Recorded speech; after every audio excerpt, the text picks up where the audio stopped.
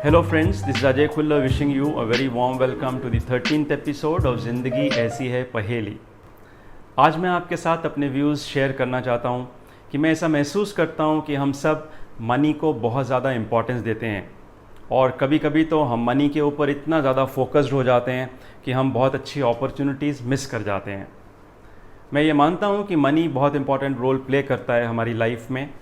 और हम सारी उम्र पैसे कमाने के पीछे लगे रहते हैं, लेकिन फिर भी I think that money is just one of the outputs and not the only output of our efforts. मेरा एक फ्रेंड था जिसका एक दूसरे स्टेट में ट्रांसफ़र हुआ और कुछ महीनों के बाद मैंने उनसे फ़ोन पे बात की ये जानने के लिए कि वो नए स्टेट में जाके सेटल हो गए कि नहीं। तो उन्होंने मुझे कहा कि इस स्टेट में सब लोग बहुत मनी माइंडेड हैं, सबके पास बड़ी बड़ी गाड़ियां हैं, सब बहुत शो ऑफ़ करते हैं। उन्होंने ये भी बताया कि उनके होम स्टेट में जब वो किसी से बताते थे कि उनकी वाइफ जॉब करती हैं तो लोगों का पहला क्वेश्चन ये होता था कि वो कौन सी क्लास को पढ़ाती हैं।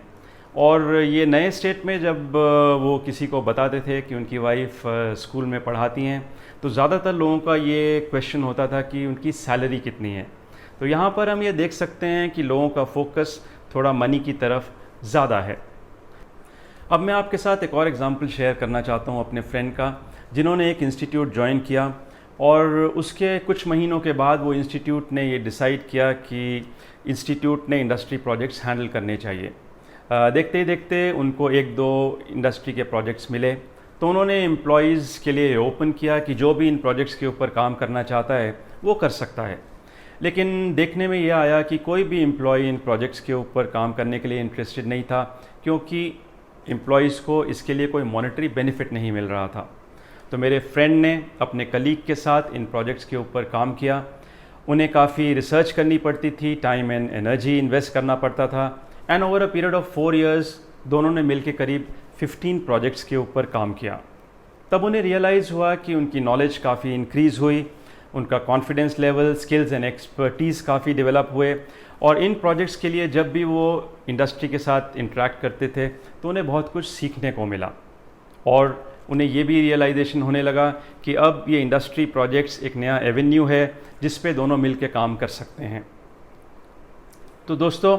यहाँ पर उन्हें ये प्रोजेक्ट्स के ऊपर काम करने के लिए कोई मॉनेटरी बेनिफिट तो नहीं मिला, लेकिन जो कॉन्फिडेंस लेवल, स्किल्स और एक्सपर्टीज़ डेवलप हुए वो इनवैल्यूएबल हैं और उनका अगर हम मॉनेटरी टर्म्स में कोई वैल्यू निकालना चाहें तो वो भी बहुत मुश्किल है।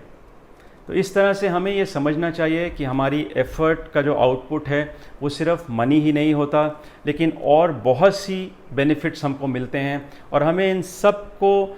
कंसिडर करके ही कोई डिसीजन लेना चाहिए। अगर आपको ये एपिसोड अच्छा लगा तो इसे ज़रूर लाइक करें, शेयर करें, सब्सक्राइब करें और नेक्स्ट टाइम मैं आपसे डिस्कस करूँगा कि हम अक्सर ये सुनते हैं कि पेरेंट्स ये कंप्लेन करते हैं कि हमारे बच्चे हमारी बात नहीं सुनते। Till that time, it's goodbye, thank you.